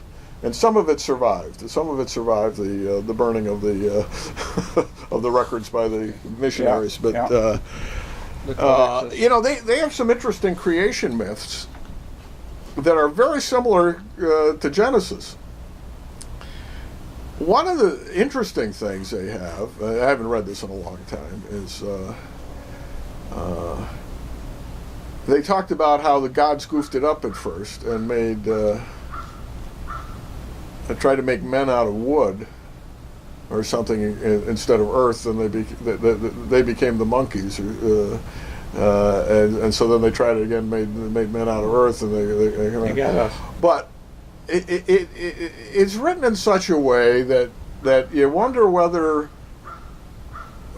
this is such an ancient legend that there's a vague remembrance of the Neanderthals in there. You know, these humans that weren't human. Mm-hmm. I don't know. And who knows? We have such a paltry archaeological record. Who really knows? We find one ancient skeleton here and one ancient skeleton there, and from that we deduce the whole history of the human race. And we're talking, when you're talking 1 million years, holy mackerel! You know, we've only got like 4,000 years of civilization, more or less, 6 maybe, as we know it. You know, that we have some kind of historical or archaeological record of, and yet we know that humans, even in the modern form, existed for tens of thousands of years before that. And and you get into the Neanderthals, we have records of them going back 300,000 years. Now, one heck of a lot of stuff can happen in that period of time. Yeah, absolutely. I mean, the last ice age just ended 15,000 years ago. Just we don't have our concept of time even. Your lifetime is this many years, and think how many lifetimes you just talked about. Right. And 4 generations to 100 years, on average, and multiply that by 1,000, then 10,000, then 100,000, and 300,000. Who knew? You go back 200 years and try to count all your ancestors, and you won't know who they are, most of them, right? And we're talking, wow. Yeah. And then I don't know, to even suggest that it would take 50,000 years for civilization to come out of Africa and reach Australia or something like that. Baloney. It could take 1 generation if they're moving, right? You could do it. If people were really, if they were Daniel Boone, they'd be there. Yeah. Right? And there's always going to be a Daniel Boone. There's always going to be one guy who wants to go out farther than anyone has before. Wants to know if there's a Shangri-La out there or better hunting grounds or whatever. Right? Who isn't just surviving from day to day, wants to know. Because the quest for knowledge, I don't think, is something that just popped up since the Renaissance. No. And people have always gone for thousands of years. Just because we don't have a record of it does not mean it didn't happen. When I was in college, I took some archaeology and anthropology, and they were saying the Americas were populated, people coming through Alaska. Well, they're finding stuff now that that's not entirely the case. There's people coming from all over that populated the Americas. Right. They had a small comparison is they've discovered between England and Normandy that this land had sunk, and initially there was people living there because the water levels were lower, and there were communities there. A huge civilization they've just discovered under the North Sea. Yeah. They didn't just get in a boat and ride out there and say, "Oh, we found some place." Right. People were living back and forth between. They were there. They were always there, or as long as the ice ice didn't block them off. And I mean, there's evidence that a worldwide trade was going on in the Arctic regions, crossing all the continents. Stuff from Asia was, stuff from Europe was ending up in the middle of the Yukon territory. Stuff like that. There's been things discovered in New York State that had originated in Mexico that the early native peoples were exchanging. The obsidian flint points were only found in certain, and they got here, and they're in sufficient numbers that it's not like one guy bumped into somebody and they got one. There were numbers that were here. They were. How inconceivable is it that men could have been in boats going from Northern Europe to America the whole time, just following the ice. You know, I mean, it's And it's really, when you do that loop, it's not that far from Europe, It to isn't. Greenland, It to isn't. northern Canada. now with these DNA things now. I had mine done for a genealogical site some years ago, and then they give me, report on the maternal line. Mm-hmm. So, my mother's people were from northern Tuscany, and I carry a genetic marker that is common in the Mediterranean areas, and they can kind of root it back to the Middle East, southern Turkey or Mm-hmm. whatever, going back tens and tens of thousands of years. And but outside of that region, it's very rare. It's a real identifier, and outside of the general Mediterranean, Turkey, Israel, Palestine area, it only shows up one other place in the world. Some Indian tribe in the freaking middle of North America. Really? Yeah. Somebody got around. So maybe Iron Eyes Cody Cortini really is an Indian. I don't know. And no explanation for it. I mean, it's the only other place it is, and it's in the maternal line. So Somebody's mother got around. Wow. And it's amazing they're able to have these things to identify, to examine somebody's DNA and to codify it. And it's like dating tree rings. You take them out and you're going to find them. And did I tell you they can about go that back. tree ring I ran into in Montana? No. I forget the name of the community. We were going from Montana into northern Idaho, and I wanted to break up the trip, and I check all the tourist stuff, and there's this local museum, kind of like our Walter Elwood Museum, in the middle of Montana. Well, not the middle, near the Idaho border. Now, we had to drive a couple hours to get there from where we were, and there was like nothing in between. It just Don't break down. just beautiful territory. Then we finally get to this place, and it's nice, a very nice museum. But they had one of those ancient tree trunks that they had cut down in the 90s or something like that, Mm-hmm. and they had it marked. The tree was born in 1613 or something like that. That was before white men come to America. And then there would be little flags like, Declaration of Independence, and all the way out. Really amazing. Really amazing.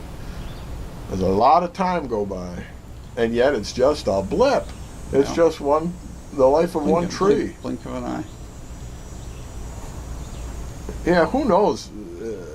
I'm intrigued by these Black Sea expeditions they do periodically, because underneath, at the bottom of the Black Sea, there's no oxygen, so nothing is rotting away. Yep. And they're actually finding remains of civilizations that are tens of thousands of years old at the mouths of ancient rivers. And, Yeah. They've come up with some where they still have some, there's still wine in some of the vessels that they find because they've been sealed. And, right. and it's just, and how much more out there is to discover. I mean, if you've got something this old, well, there's got to be something. It's like when you go fishing. Right. I got a huge fish. Well, you know what? There's going to be a fish in there that's bigger. What do we know? What can we even begin to imagine might be under all the glacial silt that was left over from the last ice age? We have no idea. You go down. That's right. Go down a few hundred feet, you might find a whole other civilization down there. And the Atlantis story just didn't pop out of Plato's head. I mean, there is. That'd be something to it.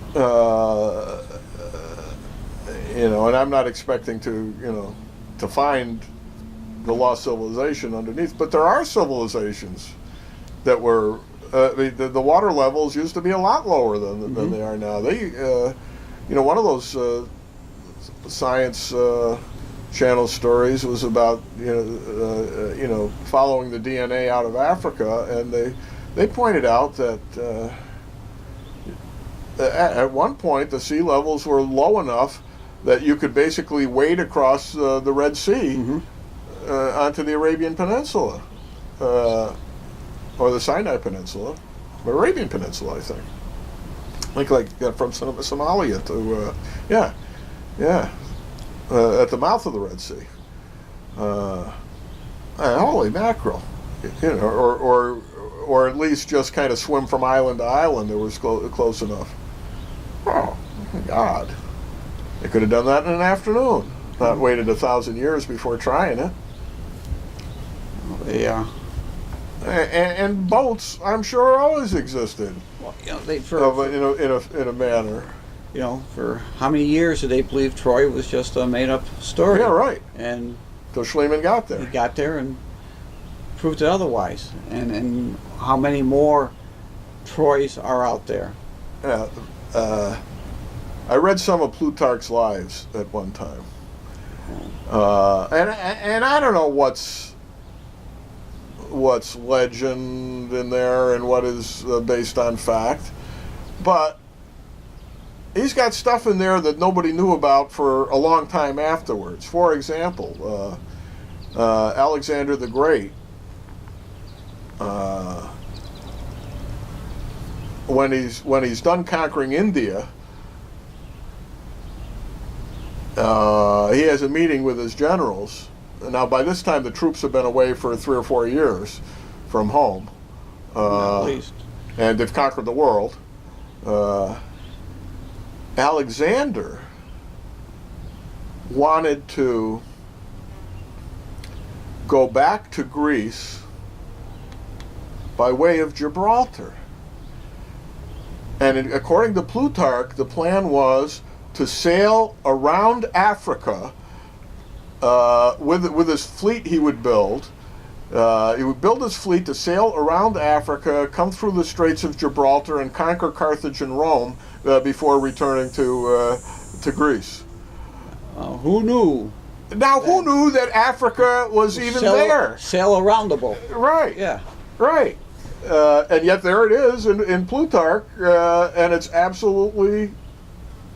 He knew that there was another way to get back to the Mediterranean. As a matter of fact, it would be easier because he could go the whole way by boat, except it was going to take a couple of years to do it. And right. Meanwhile, he'd have to conquer Africa. And the troops said, no, let's go home. So they turned around and went home. Then he dies. And then he divided the empire, and he dies. So much we don't know. Well, but actually, I told that story preliminary to an earlier one in the same chapter of Plutarch, and that is that when Alexander decides to conquer the Persian Empire, I forget whether they traveled by ship or whether they just went up through across the Bosporus that way. I think they marched into Asia. But before going after the Persians, he stops in Troy, in ancient Troy, digs up Achilles' armor to wear into battle. So he must have known something. And who's to say that didn't happen? Now that we know that Troy really did exist, people could have known at that time that's where it was. That it was buried here, blah blah blah. Come dig it up, and now it sure is conqueror of the world. Yeah. No, just a few years ago they found Achilles' father's tomb. Who's? Alexander the Great's father's tomb. Oh, Philip's. Yeah, that's right. Yeah, they found that. And well, they seem to have found Alexander's in recent years as well, out in the western desert of Egypt someplace. Wow. So much we don't know. And how can people not be interested in that stuff? Right. How could you think that stuff is boring?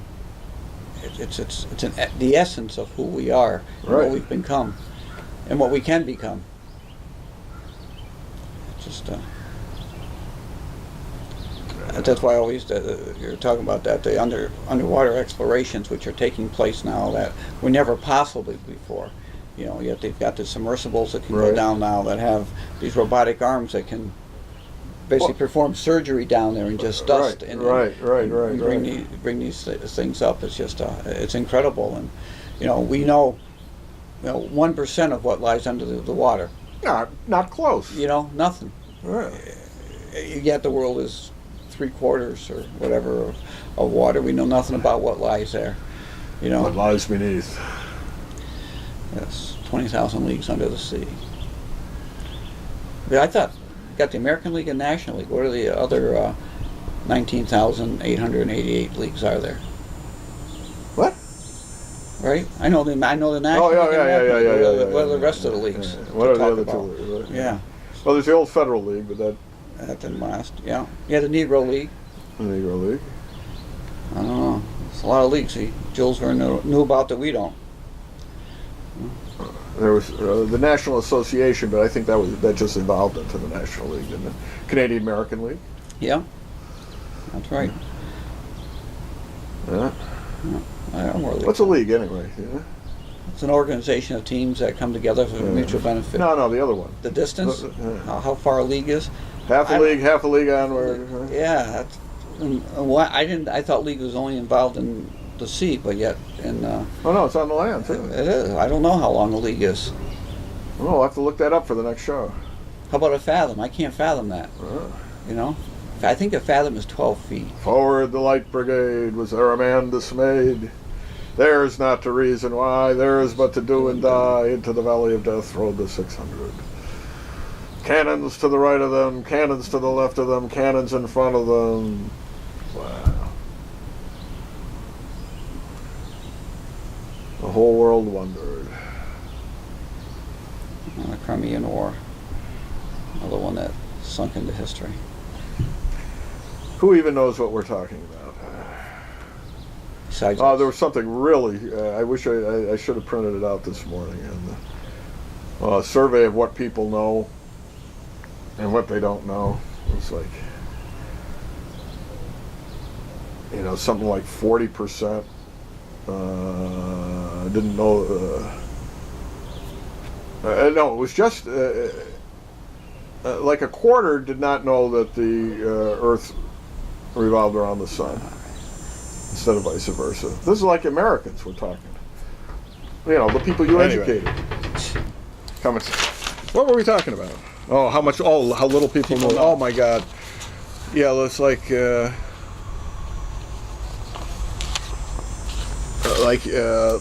2 months after Hurricane Katrina, which we 3/4 of the people couldn't find Louisiana on a map, and it got wiped off the map, didn't it? oh man. I find some of these statistics they throw out there, I kind of, maybe just because I think we know this stuff, that people... Yeah, you assume it, stuff you assume is common knowledge, isn't it all? I don't know. And you just wonder. I mean, you got to wonder as an educator, and I'm something of a former educator myself. How the heck you can go through 12 years of school and not just By accident. accident pick up some of this stuff? Yeah. I always wonder when they give these statistics out that, maybe it's just Jay Leno's audience they're surveying or something. I don't know. I tend to think, maybe I give people too much credit. I tend to think they know a lot more than what people say they do. And they don't. Chip! And then they vote. Then they vote. Chip! When you go to vote now in November, Come on, Chip. should we be able to actually know that it's you voting? Should what? Should we actually know that you're the Rob. person who voted? Yeah, I Rob, think it's so. a dog treat. Oh, very nice, very nice. Yeah. This whole. Holder was talking about that the other day, and he said, Well, it's incredible. It's absolutely incredible that they have the audacity to say that this is some kind of civil rights violation if you require the right people to be voting, that it's not fair. What's the most unfair thing is if the wrong people are voting. It's a dog tree. He is eating it. Yeah, I see it. The hijack to vote. Yeah, and who do they think they're kidding? You know, they're out to steal elections is what it's all about, and the easiest way to do that is to not allow any identification of people who are going to vote. I mean, it's crazy stuff. It really is crazy stuff. And none of these ID problems are onerous. These laws. Holder is angry about, I forget what state it was, but it was a law that allows you to cast a provisional ballot as long as you come back within a certain period of time with your actual identification if you don't have it with you when you get to the polls. I mean, what could be more straightforward than that? I don't know. And these laws that allow you to register to vote on the day of the election is ridiculous. It's just open to fraud. I mean, I witnessed it up in New Hampshire when there were literally busloads of union members from out of state, all over the Northeast, were coming to New Hampshire, registering to vote and voting in the Democratic primary. Up there for Hillary Clinton, and you know, we don't care where you live as long as you say you intend to live in New Hampshire. That's good enough. And it's total fraud, and it's pretty obvious that that's what happened in that state senate race in Wisconsin, where the only district that changed was the one right on the border with Illinois or whatever. I wonder where that was. Rolling over. Look at Chippy just eating that thing. Yeah. Look it. Well, yeah. Well, I mean, one of the districts in Madison had, I think it was in Madison, had 119% turnout. And you say, well, how is that possible? It's possible because they had all these extra people who voted on election day. And maybe voting more than once in that. Well, they very well could have. We don't need any stinking identification. Now that's crazy. That's crazy stuff. But you saw that when you were in Russia. Yes, I did. Just hate to think we've evolved into the same sort of chaos. Well, you know, I'm sure we've had it all along. It's just that you'd think that we would have evolved out of it by this time. I mean, it's so bad, and I don't care. Even if quote everybody does it, it's wrong, and that's why you have two parties represented at the polls so that one can keep an eye on the other. It's just plain wrong. And can you imagine if we had a popular vote presidential election and we had to recount every single freaking ballot in the country because of that? Electoral college is a good idea. Let's keep it. I mean, it was an idea for a different reason, but it meets our purpose. At least it limits the fraud. Instead of making every single district, we got to make up for what these guys are doing in East St. Louis. So there we go. Anyway, did Chippy have a good time at the pedicure? Huh? I hope so. Right. You didn't. Well, he just slobbers. Are we off the air?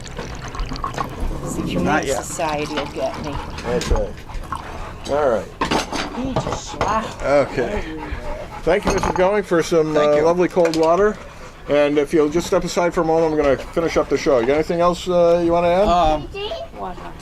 If anybody's down in Rockland County on Sunday, there's a great Scottish festival with some great pipe bands. Really? Any of them we know? Scotia Glenville Pipe Band. All right. Yes, they'll be playing. Rockland County, huh? Yeah. Wow. It's Anthony Wayne Recreation Park down there. Now, when are you leaving for Scotland? August 1st. Oh, very soon. August 1st. Very soon. So we got. Oh, well, maybe we won't have. Let's see. Yeah, I guess we'll have. We're not gonna have a show next week. I'm gonna be away again. Okay. And so then we'll be back on the 27th, Yep. which will give you time. And And when are you coming back? we come back on the 12th. We come back on a Sunday. Oh, so you won't be around for a couple more weeks For after two- that. for- So we'll be. so we'll at least have one show on the 27th, and you know, I don't know. I mean, Gavin, you haven't missed a show yet, have you? Maybe one? Maybe one. Maybe one. Wow. Yeah. Wow. I hope nobody else has missed any shows, because this is where the information comes from. That's right. That's right. Factual Right. and timely. The Earth revolves around the sun. Oh, I know what. 25% couldn't, no, something like that. It couldn't come up with how many days or how long it took. Not even how many days, how long it took to revolve around the sun. Ooh. Yeah. Yeah. Yeah. And there's a difference between rotation and revolution. And wobbling and warbling. Well, don't even get into that. It was the little wobble the Earth has. It got me an extra second on my birthday a couple of weeks ago. I saw that. That had to do I had one extra second on my birthday. Second. I had a leap second. Leap second. They didn't do it in conjunction with leap year because they didn't want to confuse the two issues. So the extra second came on the 30th of June, my birthday. And how old am I now? 61. 61. Holy crap. Another year I'll be eligible for early Social Security. Hey! AARP. Hey, well, I've been eligible for that since I was turned 50. I was 49 when I got my first AARP letter. You got to recruit, you know. Yeah, I get you early, 'cause you may not be able to get you later. Boy. No, I don't know. You know, life's embarrassing moments was. I'm taking Jamie back to college at RIT, so this is some years ago. He's 27 now, but taking him back to college, and we stopped at one of those throughway restaurants just before Rochester. Uh-huh. And I go in, and there's a McDonald's there. I'm going to order a cup of coffee, and I look at the board. Let's see. The regular size is like $1.09, and then like the next size up is $1.18, which is like 16 ounces or something like that, as opposed to 8 or 10. And I said, "Oh, that's a good deal." I said, "I can't drink that much coffee." So I order regular coffee for the $1.09 or whatever it is. Hand the guy $2 or something.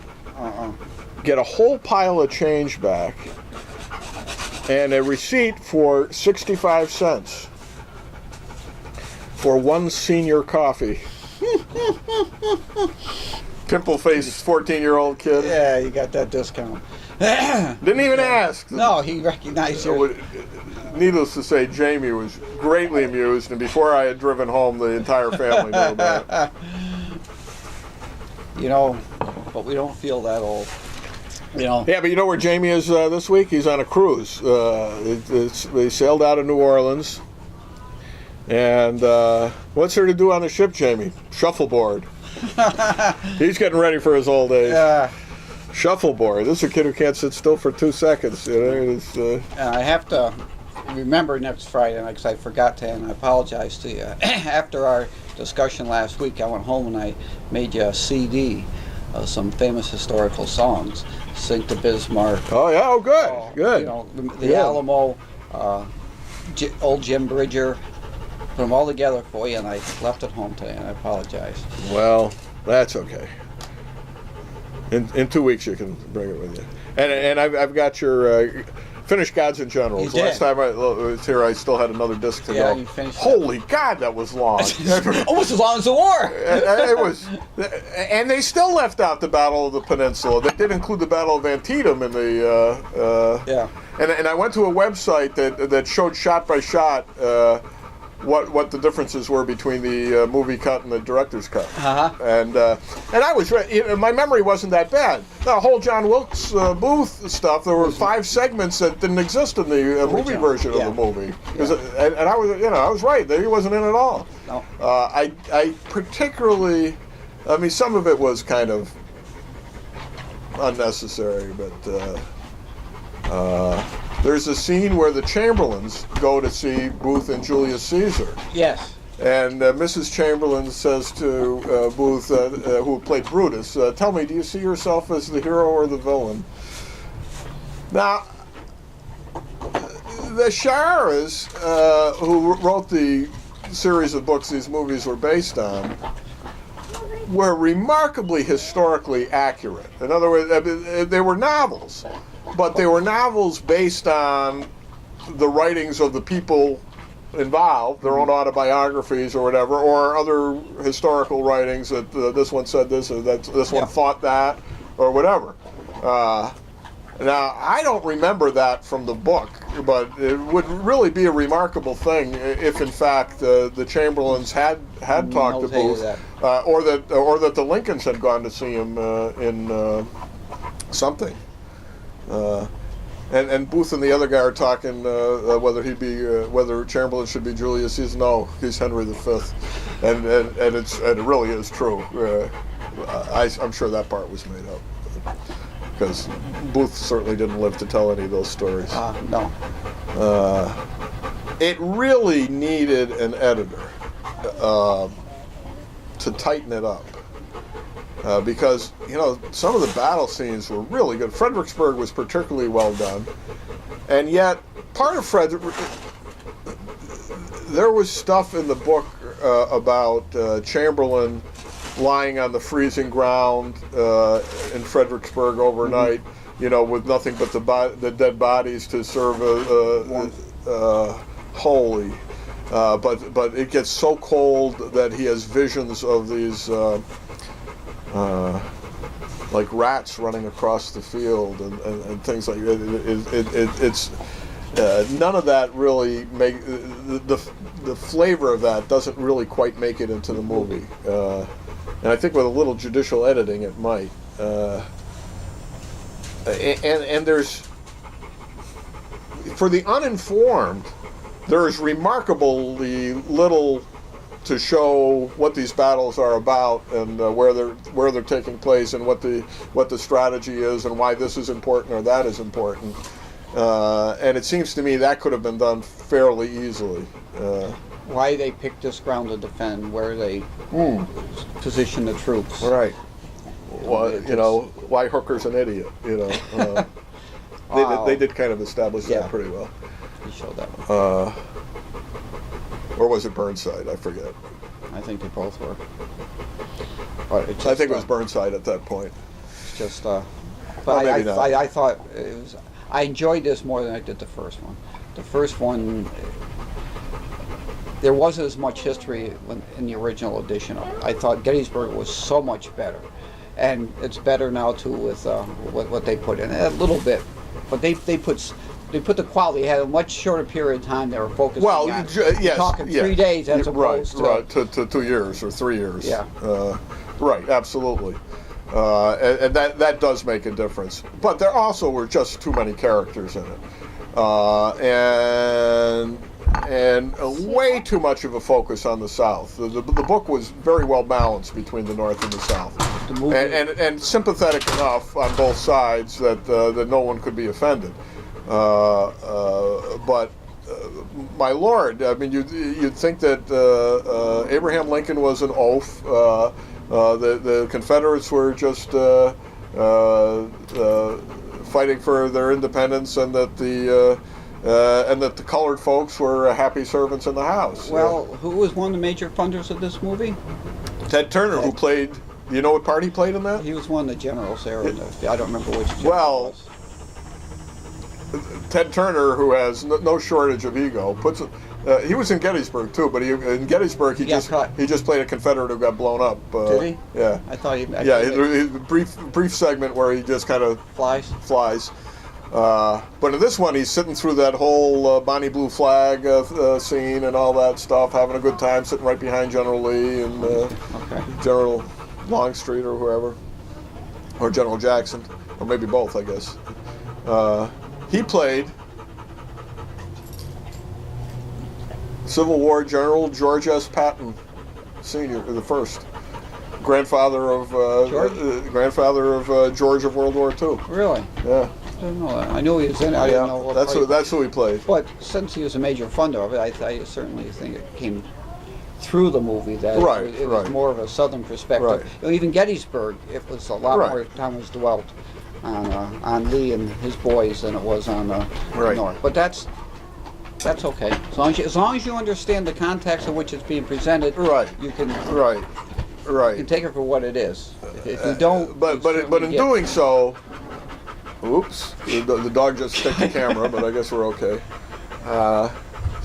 In doing so, they neglect some really good scenes, scenes from the Northern heroes as well. And Chamberlain is just a college professor who ends up being a brilliant military commander just by studying the books. Yeah. Well, There's one scene where he's got just a shelf of military tactics in his tent, infantry tactics. Yeah. Anyway, we've run over, but I'm sure we're going to edit a lot out of this program, including the worm in the sandbox. But I'm Bob Going with Gavin Murdoch, and we'll be back in a couple of weeks. 2 weeks. 2 weeks with more of the show with no name.